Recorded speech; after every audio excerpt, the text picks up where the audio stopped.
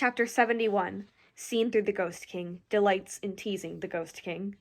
Shilian had initially only planned on keeping the suspicious ghost robes to thoroughly re-examine them himself, but he hadn't realized that he would catch this huge hole in Lingwen's lies with her one offhand comment.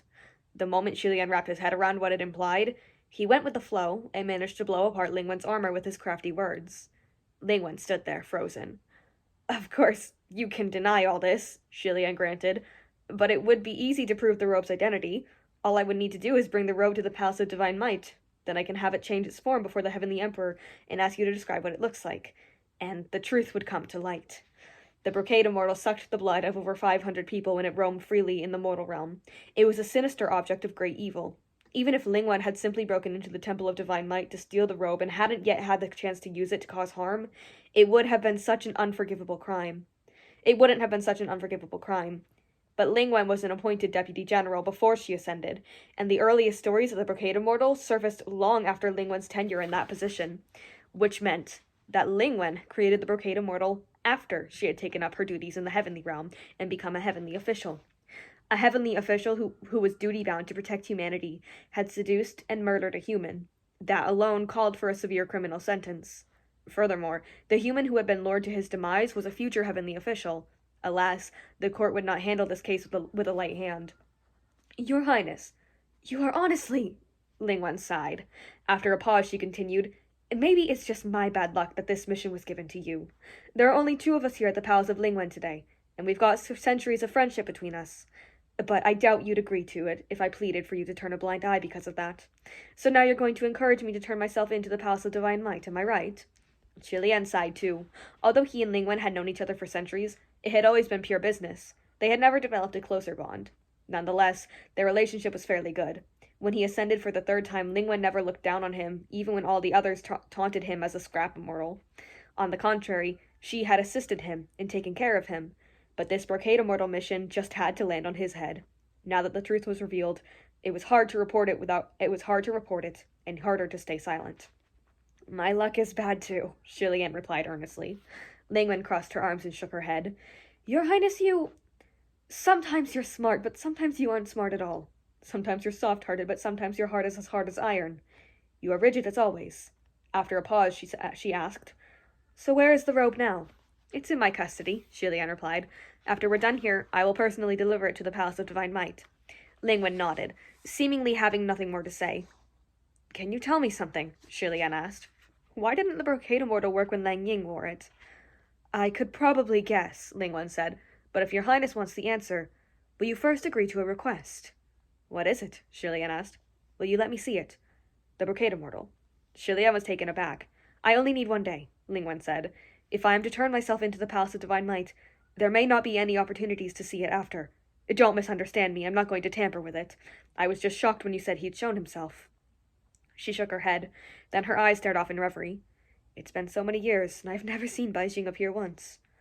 The young warrior's name was Baijing? Shilian asked.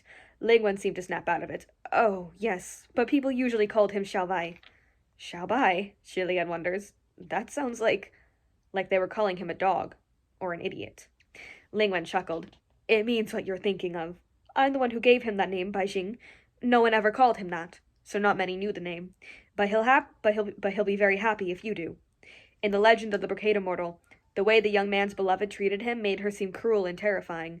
If she didn't have a bone-deep hatred for him, then she was born cold-blooded. Yet Lingwen's tone was amiable when she spoke of that young man. There was neither affection nor hatred. So will you? If your Highness is worried I'll run away, you can have Roya bind me. I won't be able to escape. I'm not a martial god.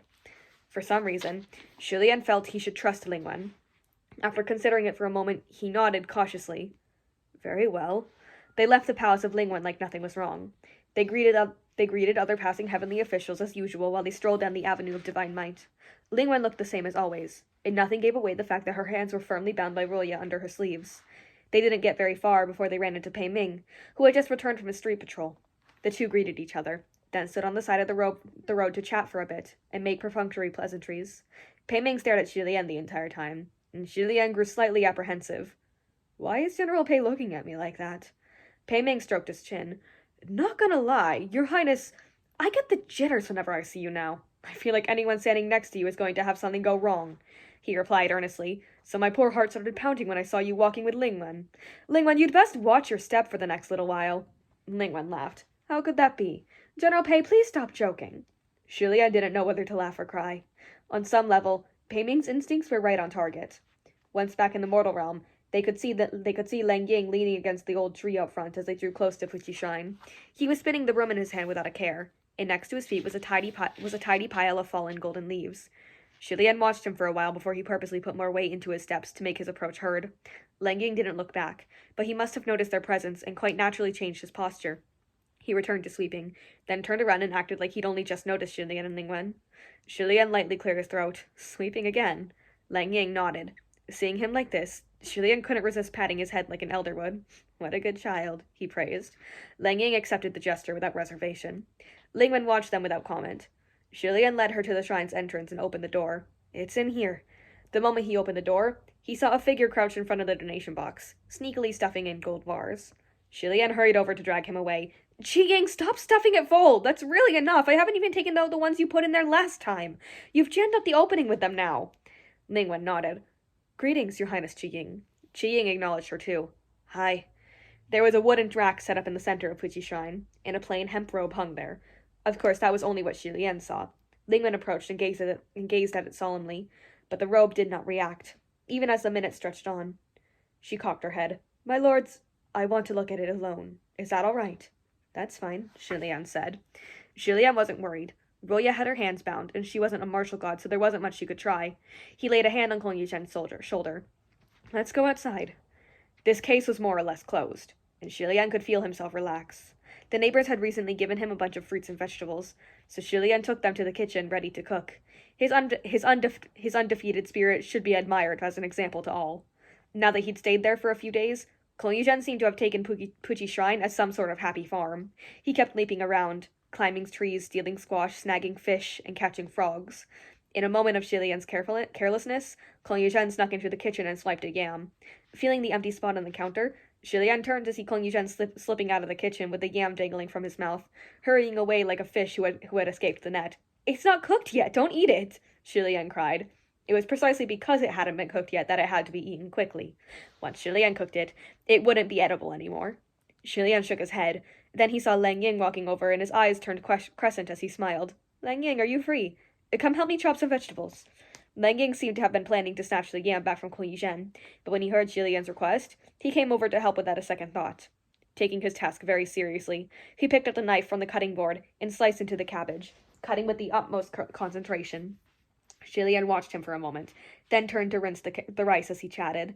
Lang Ying, you've seen quite a number of gods and ghosts coming and going from our little Fuji Shrine by now, right?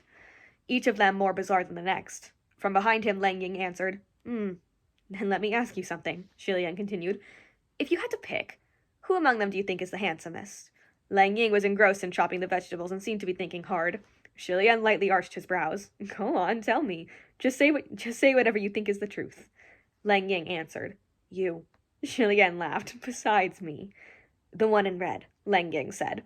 Shilian was going to bust a gut, trying to contain his laughter. I think so too, he responded seriously. After a pause, he asked again, Then who do you think is the coolest? Lang Ying still answered, The one in red. Shilian swiftly continued his questions without skipping a beat. Who's the richest? The one in red. Who do you admire the most? The one in red. Who's the silliest? The one in green. The questions came one after another without pause, but he was surprisingly able to change his answer in time. It spoke for his quick wit and reactions. It seems you quite like the guy dressed in red, Shilian commented. His name is Huocheng. Remember it well. So does this mean you think he's nice? The chopping of the knife in Lang Ying's hand had gotten many times faster, seemingly without the wielder noticing. Very nice. So then, once we're free, do you think we should invite him over here again? Shilian asked. Of course, it's a must, Lang Ying replied. I think so too, Shilian said, but his subordinate said he's been very busy lately, so he must be occupied by very serious business. I think it's best if we don't disturb him. After that comment, the crunching sound of the vegetables being chopped grew more heavy-handed.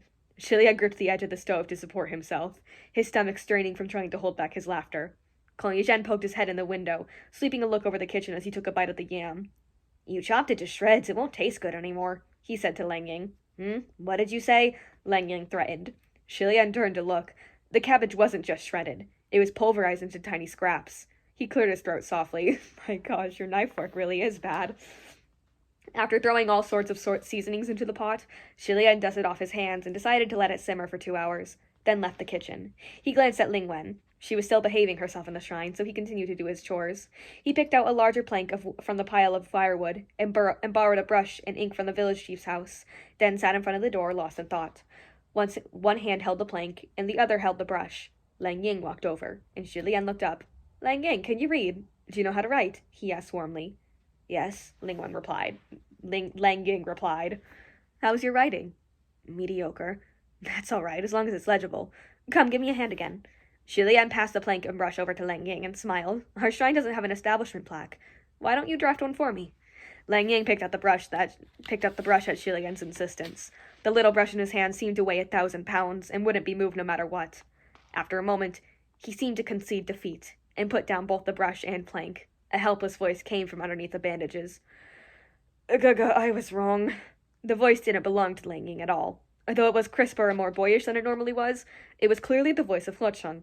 Shilian had been leaning against the wall with his arms crossed, and after watching him struggle for so long and finally surrender, he could no longer hold back and sank to the ground in a fit of laughter. Sanlang really is extremely busy. Since they hadn't seen each other for a long time, Shilian had missed him dearly, even though that long time was no more than a few days. Yet who would have thought Huocheng had been hiding right by his side all this time? Shilian's mood brightened immediately, and all his previous concerns were completely forgotten. He was laughing so hard he was having trouble getting up. Gaga, you played me, Huocheng accused. Shilian picked up the brush and plank. Don't turn this on me. Sanlang played me first. Let me guess, you've been around ever since I broke the stove, right? That's true. Gaga, how did you know? You're amazing, Huocheng complimented him. Shilian waved dismissively. Amazing. Sanlang, if you want to wear a disguise, don't be so lazy about it. It would be more amazing if I hadn't seen through it. And here I thought there really was a second person who could eat. Honestly, who's the handsomest? Who's the coolest? Who's the richest? Who do you admire the most? Gaga, please forget that ever happened, Huocheng pleaded softly. Shilian was resolute in his refusal. No, I'll remember this forever. Gaga, although I'm happy you're so happy, is it really that funny? Huocheng asked in a woeful tone. Shilian hugged his belly as he laughed. Of course. Only since meeting you have I rediscovered how simple it is to be happy. Hearing this, Huocheng blinked. Shilian's laughter quieted as he realized that his words were a little too frank. Even he thought they were a little corny now that he'd calmed down. Clearing his throat quietly, Shilian rubbed at the corners of his eyes and forced himself to school his expression. All right, enough playing around. Where's the real Lang Ying? Why are you disguised as him? Bring that child back now. I sent him to Ghost City as a guest, Huocheng replied languidly. Since Huocheng was the one who took him away, Shilian wasn't worried. He nodded and was about to continue their conversation when the wooden door creaked open. Lingwen walked outside Puti Shrine with her hands clasped behind her back. Your Highness. Huocheng had no intention of revealing his identity, so Shilian didn't mention it, and pretended he was still Lang Ying in front of others. Seeing Lingwen's solemn expression, Shilian's smile faded unconsciously. What is it? The brigade is something wrong with Bai Jing? No, there's nothing wrong with him, Lingwen said. There's a weird smell coming from the kitchen.